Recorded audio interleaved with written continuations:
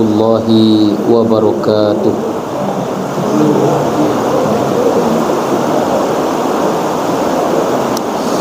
Alhamdulillahi rabbil alamin. Alhamdulillahilladzi anzala as-sakinata fi qulubil mu'minin liyasdadu imana ma imanihim. Walhamdulillahilladzi allafa baina qulubina wa hadana ila siratin mustaqim. Asyhadu an la ilaha illallah wahdahu la syarikalah wa asyhadu anna Muhammadan abduhu wa rasuluhu alladzi addal amanah wa ballagha risalah wa nassahal ummah wa jahada fillah haqqa jihadihi hatta atahul yaqin. Allahumma salli wa sallim wa barik ala hadzal nabil karim sayyidina wa maulana Muhammadin wa ala alihi wa sahbihi wa azwajihi wa dzurriyyatihi wa man tabi'ahum bi ihsanin ila yaumil qiyamah. Allahumma a'inna ala dzikrika wa syukrika wa husni ibadatik. Rabbi shrah li sadri wa yassir li amri wa hlul 'uqdatam min lisani yafqahu qawli. Wa qala Allah ta'ala fi kitabihil karim, na'udzu billahi minasy syaithanir rajim. Bismillahirrahmanirrahim. Walladzina yanquduna ahdallahi min ba'di mitsaqih wa yaqta'una ma amara Allahu bihi ayyusala wa yufsiduna fil ard ulaika lahumul la'nah wa lahum su'ud dar. Dan orang-orang yang telah merusak janjinya kepada Allah setelah dia ucapkan dan memutuskan apa yang Allah perintahkan untuk menyambungnya, dan mereka berbuat kerusakan di muka bumi ini, maka orang itulah yang akan mendapatkan laknat, dan bagi mereka tempat yang paling buruk di neraka jahanam. Quran surat Ar-Ra'd, surat yang ke-13 ayat 25. Angku-angku bapak-bapak ibu-ibu, hadirin wal hadirat kaum muslimin rahimani wa rahimakumullah. Alhamdulillahirabbil alamin, bersyukur kepada Allah di setiap limpahan rahmat, nikmat, karunia dan hidayah yang sampai malam hari ini senantiasa diberikan dan dicurahkan oleh Allah Subhanahu wa taala. Salawat dan salam kita mohonkan agar selalu tercurah kepada qudwah tauladan kita, yakni Nabiuna Muhammad sallallahu alaihi wasallam, dengan ucapan Allahumma salli ala Muhammad wa ala ali Muhammad. Bapak ibu hadirin wal hadirat, para tamu Allah rahimani wa rahimakumullah. Di dalam satu hadis Nabi sallallahu alaihi wasallam yang diriwayatkan oleh Imam Al-Bukhari dan juga Imam Muslim, dari salah seorang sahabat Nabi, Jubair ibni Mut'im radhiyallahu anhu, bahwa beliau pernah mengatakan, qala Rasulullah sallallahu alaihi wasallam, Nabi sallallahu alaihi wasallam pernah bersabda, la yadkhulul jannata qati'un, yakni qati'ur rahim, tidak akan masuk surga Allah nanti di akhirat orang-orang yang memutuskan, yakni yaitu qati'ur rahim, memutuskan hubungan silaturahmi. Hadis ini tentu sering disampaikan dan diingatkan oleh guru-guru kita tentang satu perkara yang akan menghalangi orang-orang beriman atau bahkan ahli ibadah untuk mendapatkan dan dimasukkan ke dalam syurga Allah nanti di akhirat. Sementara Bapak Ibu, kita orang-orang beriman tentu ingin dimasukkan ke dalam sarugu Allah. Tak ada manusia yang yakin jo Al-Quran, yakin jo hadis, yakin dengan hari akhir, yang tidak ingin mendapatkan nikmat sarugo. Bahkan mungkin orang yang ahli maksiat, orang yang suka berbuat dosa, mencalianan haram, memakanan haram, kau ditanya banalah hati keteknya Bapak Ibu, pastilah mereka juga ingin mendapatkan surga Allah. Maka saking butuhnya kita dengan sarugo, saking berharapnya kita dengan sarugo, ba'a Nabi mengajarkan kepada kita untuk senantiasa berdoa kepada Allah agar nanti di akhirat termasuk orang-orang yang dimasukkan ke dalam surga Allah. Awak boleh berdoa apa saja kita ingin doakan, mintalah ke Allah. Doa silahul mukmin, karena doa itu adalah senjata bagi orang-orang beriman. Kita boleh minta dia gia umur panjang, minta dilapangkan rezeki kita, mudahkan urusan kita, dia gia kita keturunan keluarga yang saleh-salehah, Allah matikan dalam keadaan husnul khatimah, Allah salamaikan dari fitnah kubur, Allah jauhkan dari neraka Allah. Mintalah. Tapi di balik permintaan dan doa yang kita sampaikan itu, kata Rasulullah, ijan kita lupa meminta kepada Allah agar kita dimasukkan ke dalam surga. Lai Bapak Ibu berdoa ke Allah, minta ke Allah di dalam doa kita, minta dimasukkan ke dalam surga Bapak Ibu. Lai awak berdoa ke Allah minta dimasukkan ke dalam surga. Barangkali barangkali awak minta ke Allah dimasukkan ke dalam surga Allah. Berkali-kali ya, acok. Bahkan dalam hadis Bapak Ibu, minimal dalam satu kali berdoa minta kepada Allah agar kita dimasukkan ke dalam surga minimal 3 kali. Barangkali 3 kali. Kata Rasul dalam hadis yang diriwayatkan Imam An-Nasai. Mungkin tambahan ilmu dia Bapak Ibu, dari Anas bin Malik radhiyallahu anhu, kata Rasulullah, man sa'alallahal jannata, sianan meminta berdoa kepada Allah agar dimasukkan ke dalam surga. Barakali ya Rasulullah salasa marrat, nyobaco sabanya 3 kali, Allahumma inni as'alukal jannah, Allahumma inni as'alukal jannah, Allahumma inni as'alukal jannah. Mungkin salamuku ada sebagian awak dan mungkin sekali saja memintanya Bapak Ibu.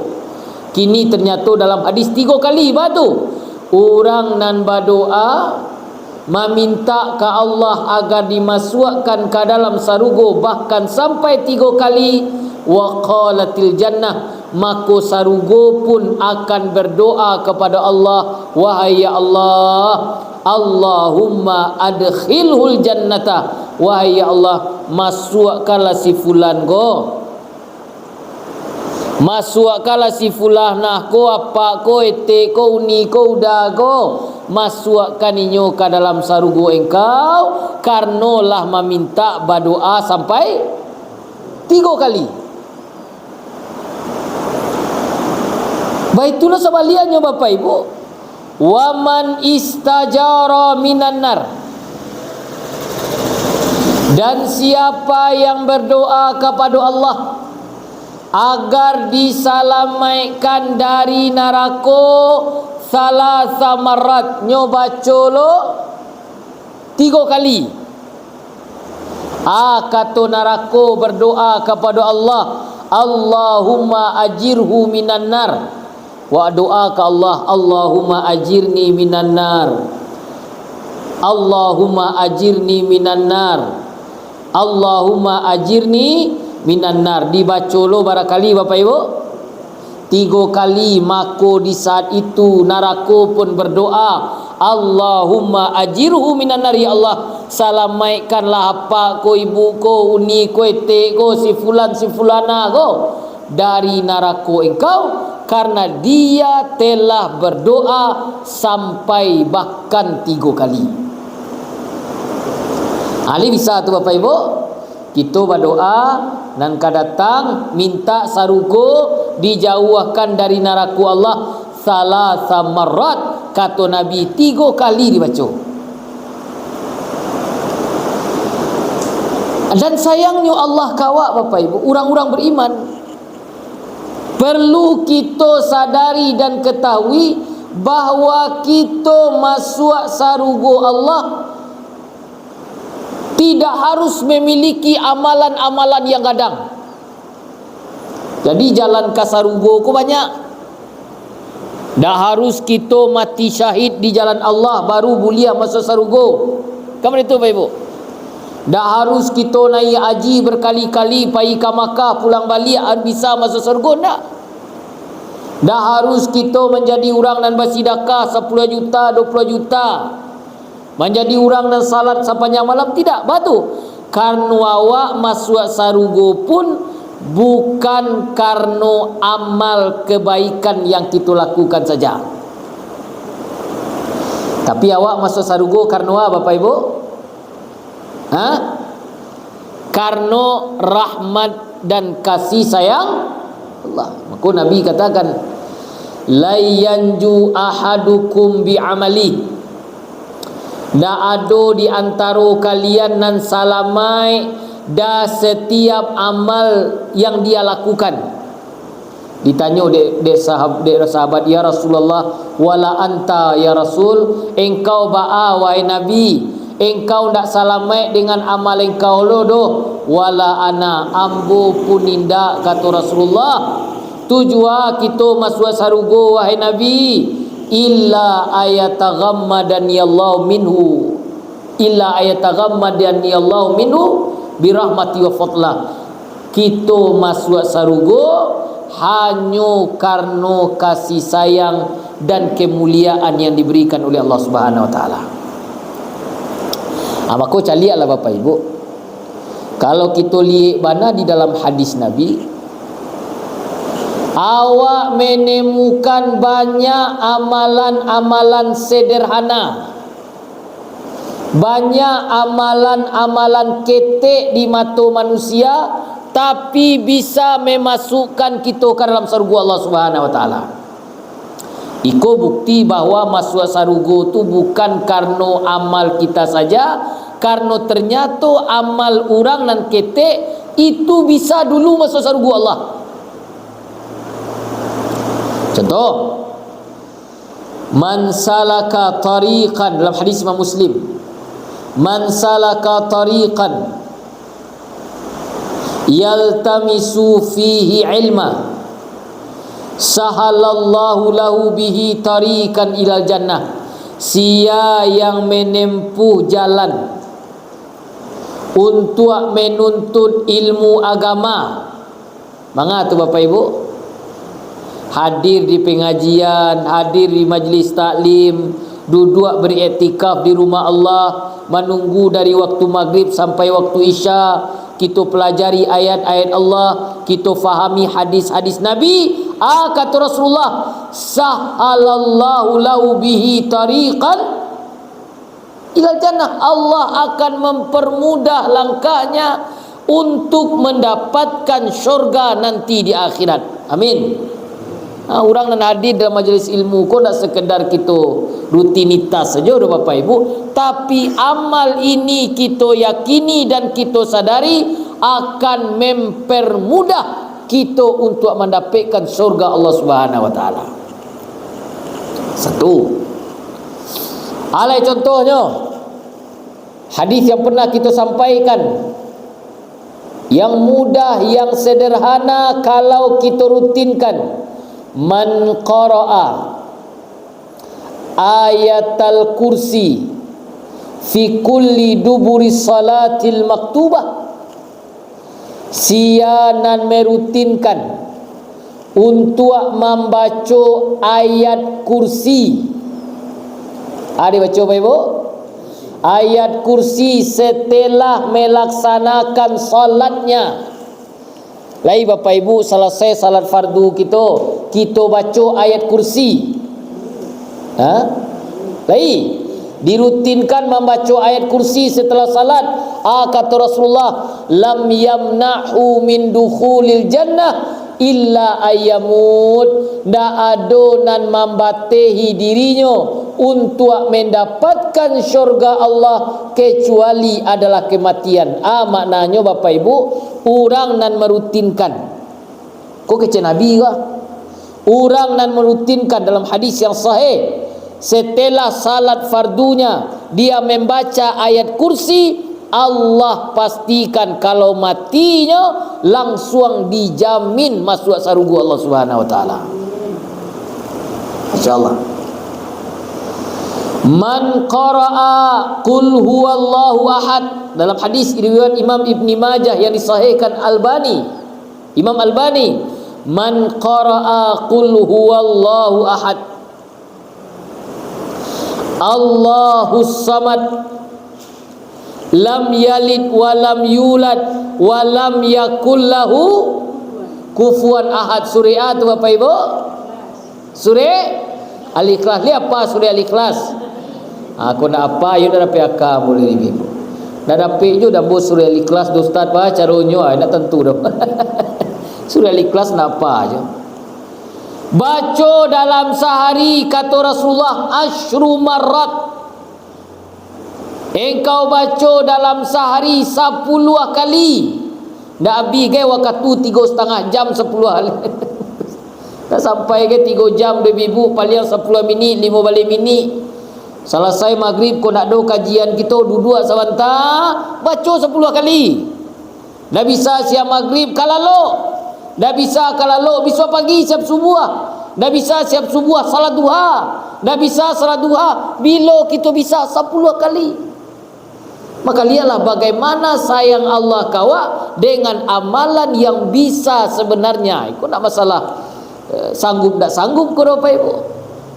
Itu masalah kemauan dan keyakinan kita dengan hadis Rasulullah sallallahu alaihi wasallam sianan mengamalkan bunya lahu bihinna baitun fil jannah, dibangunkan baginya dengan bacaan-bacaan itu satu rumah di syurga Allah Subhanahu wa taala. Percaya cubalah Bapak Ibu.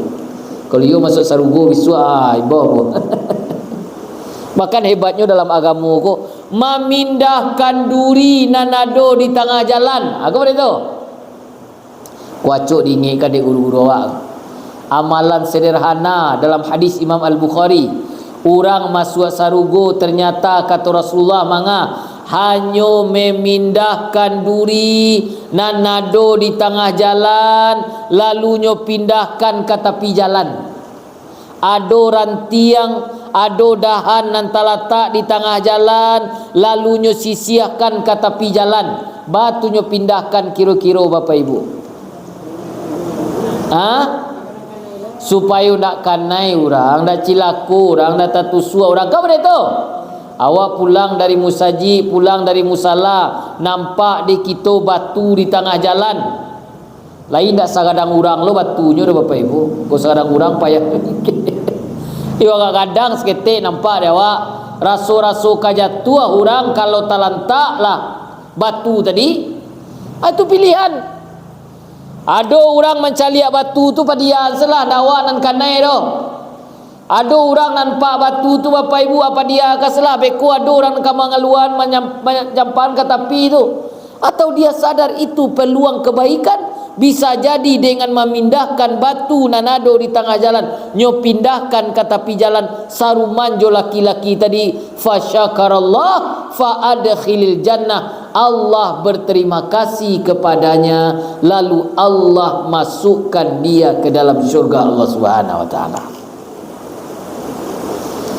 Namun Bapak Ibu, dan ingin kita ingatkan malam kini, ternyata kata seorang tabi'in Hasan al-Basri rahimahullah, bahwa seorang hamba Allah, orang-orang beriman tidak hanya fokus untuk mencaliak apa amal nan memasukkan inyo ke dalam surga Allah, tapi di balik itu kita juga harus berhati-hati.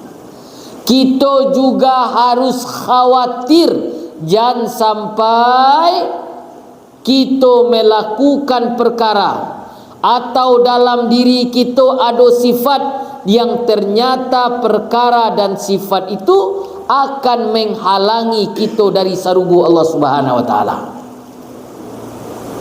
Faham tu Pak Ibu? Contoh, dalam hadis kata Nabi, orang nan kadilarang masuk sarugo adalah orang yang dalam hatinya terdapat keongasan. Atau angas. Sombong. La yadkhulul jannata. Dalam hadis Imam Al-Bukhari, dak ka masuk sarugo doh sia ya Rasulullah man kana fi qalbihi mithqalu dzarrah minal kibir, orang yang di dalam hatinya terdapat kesombongan, terdapat keangkuhan, terdapat keongasan, walaupun ongehnya, sombongnya hanya sebesar biji zarah. Pertanyaan Bapak Ibu, bara kadang biji zarah tu?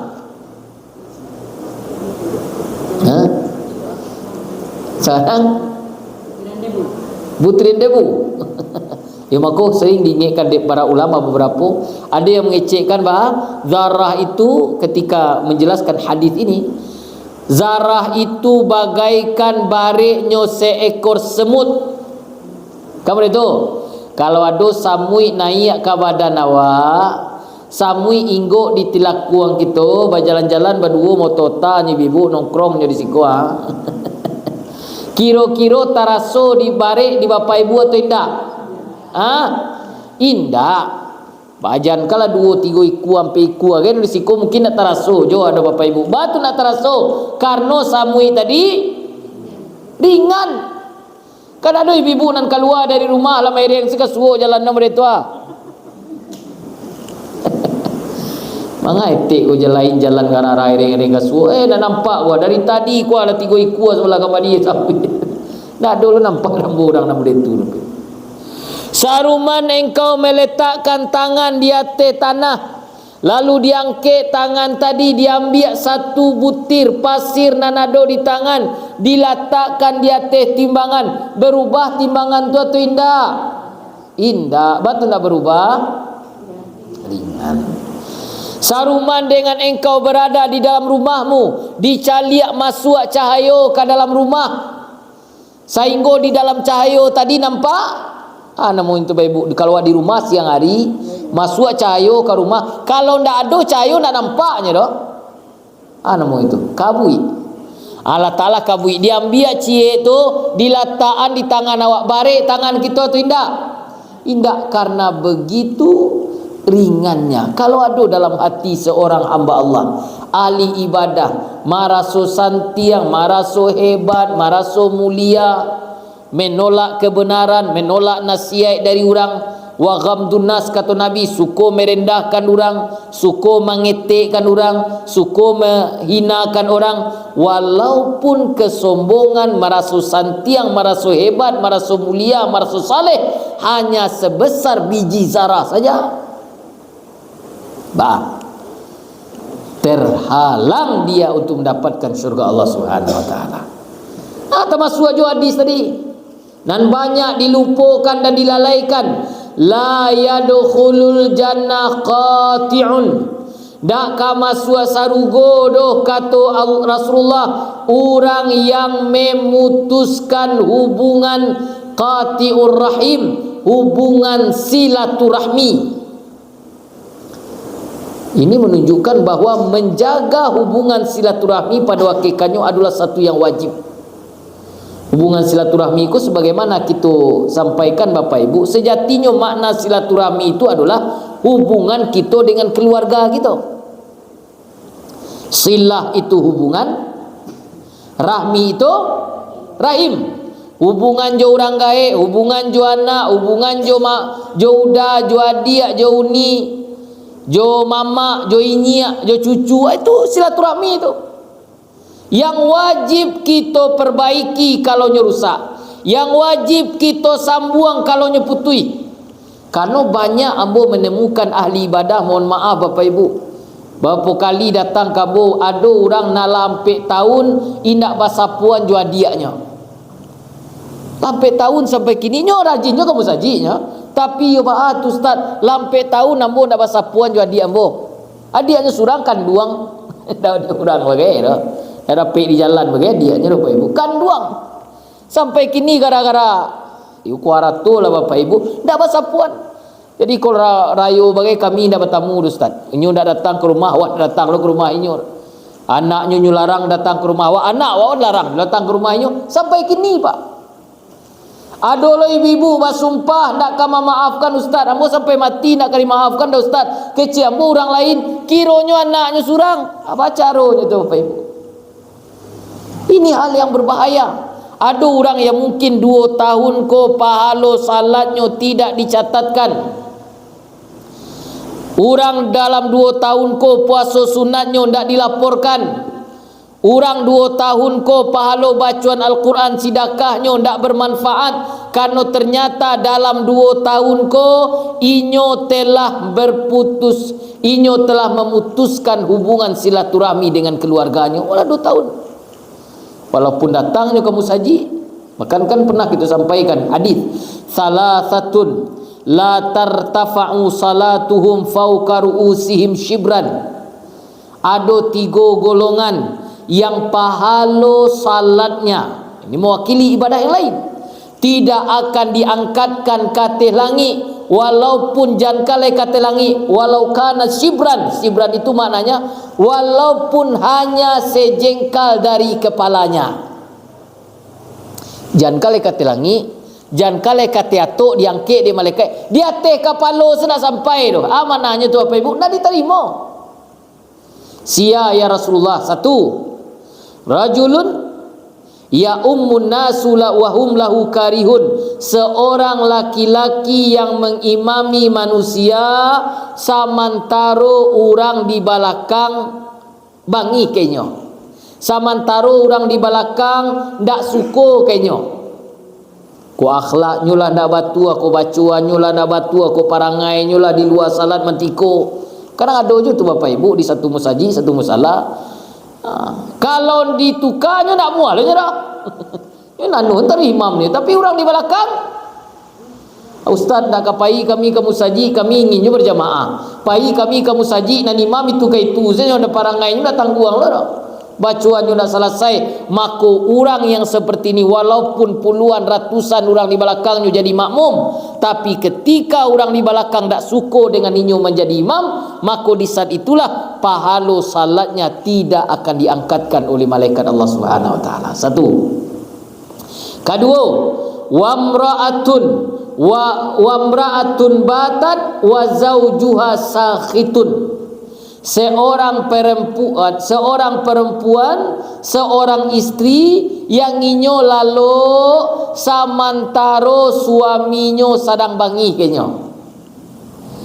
Seorang istri yang inyo istirahat punya masalah jo suaminya, ada salah ke suaminya, ndak minta maaf.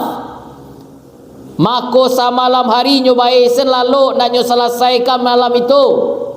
Tapi jangan ibu tanya lo kalau laki nan salah ustaz, beko lah tu laki tu.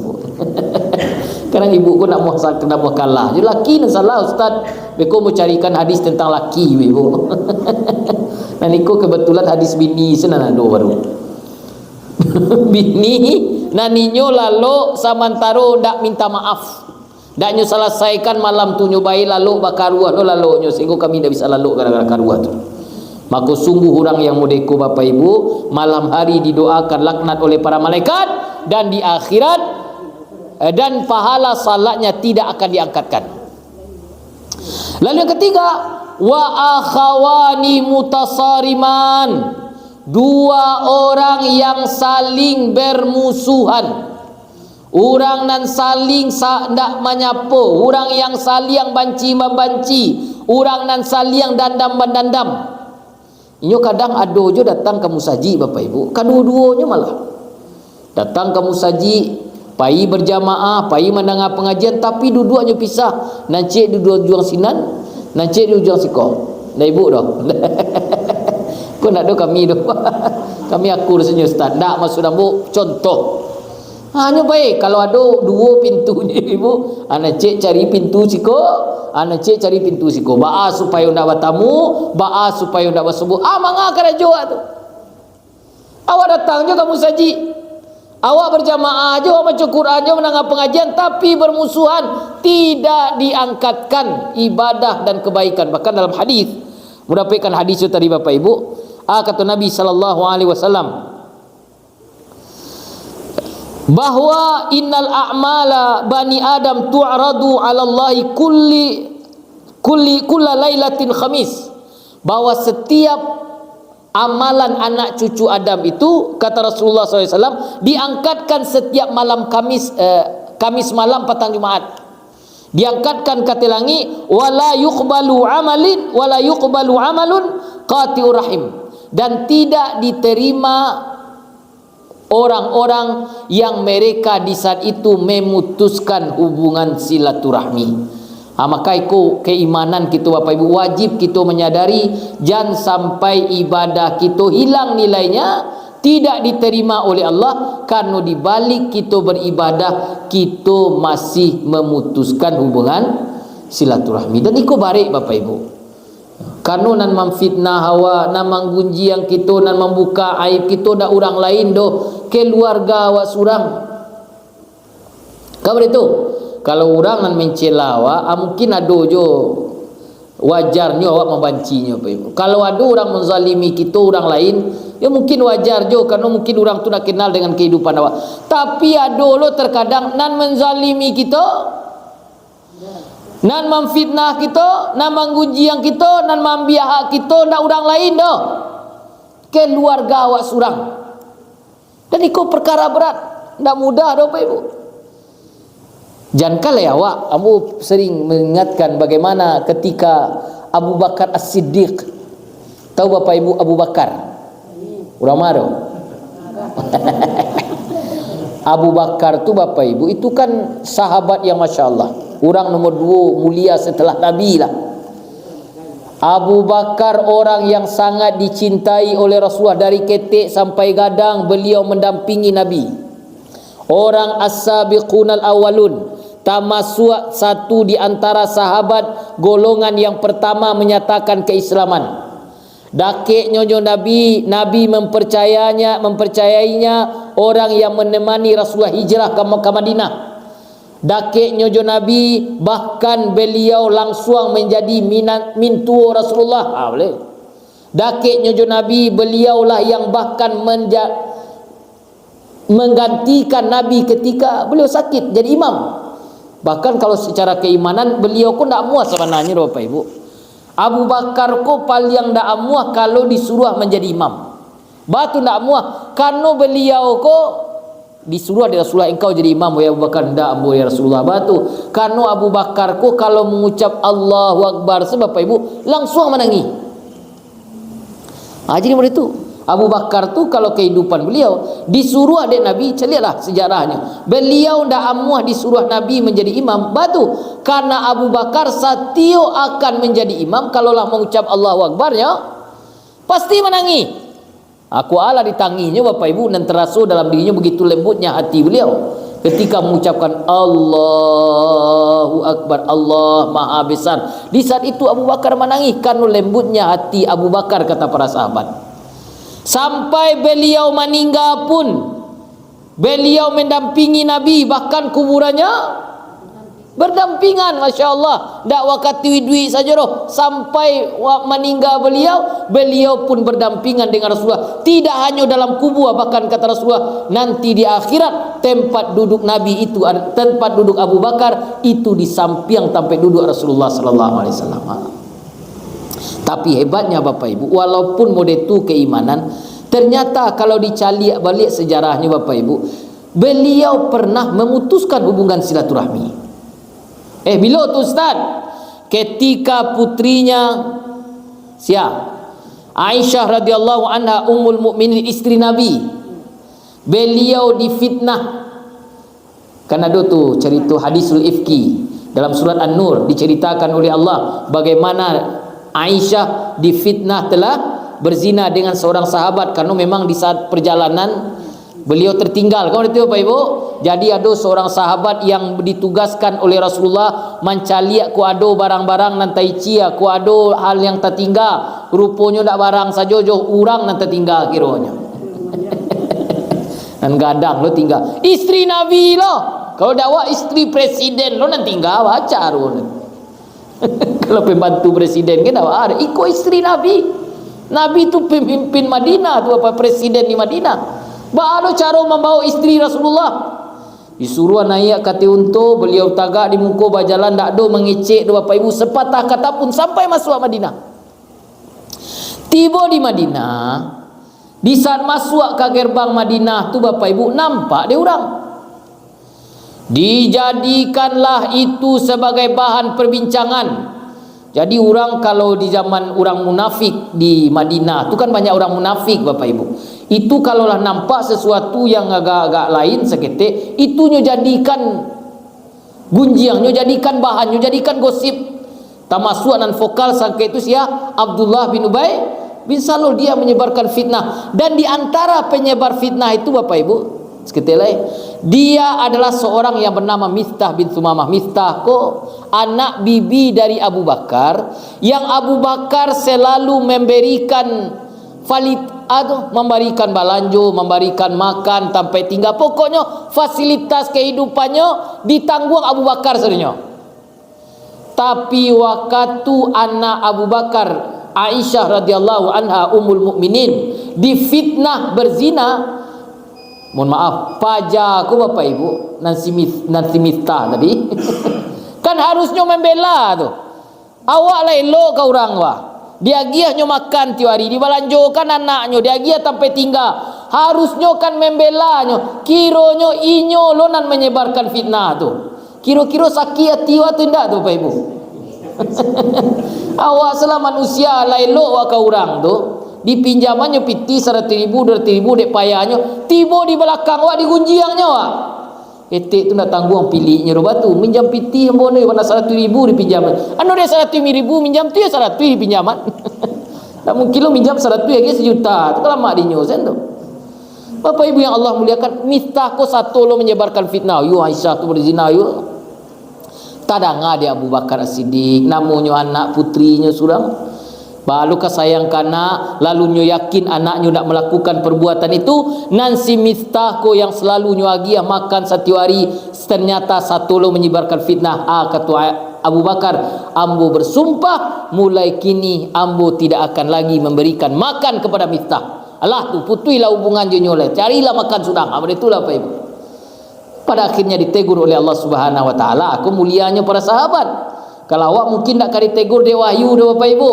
Karena wahyu nak turun mulai, ditegur oleh Allah dalam Al-Quran, falyafu walyasfahu alla tuhibbuna ayaghfirallahu lakum. Wahai Abu Bakar, maafkan dia, berlapang dadalah terhadapnya. Apakah engkau tidak ingin, kata Allah, dosamu pun dimaafkan di Allah Subhanahu Wa Taala. Pada saat itu Abu Bakar pun langsung memaafkan Mistah dengan firman yang diturunkan oleh Allah Subhanahu Wa Taala. Tapi intinya beliau sehebat-hebat keimanan orang, kalau nanamunyo keluarga nak berbuat zalim kawa, itu sulit kita untuk bisa menerimanya Pak Ibu. Tapi ketahuilah, bagi orang yang memutuskan hubungan silaturahmi nan jalih pahala ibadahnya tidak dicatat, bagi orang yang memutuskan hubungan silaturahmi, ulaika lahumul la'nah, dalam ayat tadi mereka mendapatkan laknat dari Allah. Dan bagi mereka yang memutuskan hubungan silaturahmi, walahum su'uddar, dalam surah Ar-Ra'd tadi, mereka akan mendapatkan tempat terburuk, yaitu neraka jahanam Allah Subhanahu Wa Taala. Maka mudah-mudahan Bapak Ibu, awak sebagai hamba Allah, orang-orang yang senantiasa berusaha menjalankan setiap ibadah dan ketaatan, menjaga hubungan baik kita juga Allah, maka di balik itu mari sama-sama kita juga menjaga hubungan baik kita dengan manusia, terutama keluarga-keluarga kita. Seberat apapun kesalahan mereka, seberat apapun kezaliman mereka, tugas kita adalah berlapang dada, bukan dek karena kita lamah, bukan dek karena kita takui dan lain sebagainya, tapi kita maafkan kesalahan mereka karena kita menjalankan perintah Allah Subhanahu Wa Taala, menjalankan sunnah Nabi Sallallahu Alaihi Wasallam, dan kita tidak ingin terhalang dari surga Allah karena Bisa jadi sampai hari ini kita termasuk orang-orang yang memutuskan silaturahmi. Dengan itulah kita terhalang dari rahmat dan kasih sayang Allah Subhanahu wa taala. Mudah-mudahan kita selalu diberikan kekuatan oleh Allah untuk bisa menjaga, menjalin hubungan silaturahmi yang sudah diperintahkan oleh Allah Subhanahu wa taala. Amin ya rabbal alamin. Bapak Ibu kaum muslimin, itulah tausiah tazkirah kita pada malam hari ini. Mudah-mudahan tausiah yang sederhana ini bisa kita fahami, kita ilmui, dan yang bisa kita amalkan maka amalkanlah. Kita tutup dengan doa kafaratul majlis. Subhanakallahumma bihamdika asyhadu an la ilaha illa anta astaghfiruka wa atubu ilaik. Mohon maaf, terima kasih. Wassalamualaikum warahmatullahi wabarakatuh.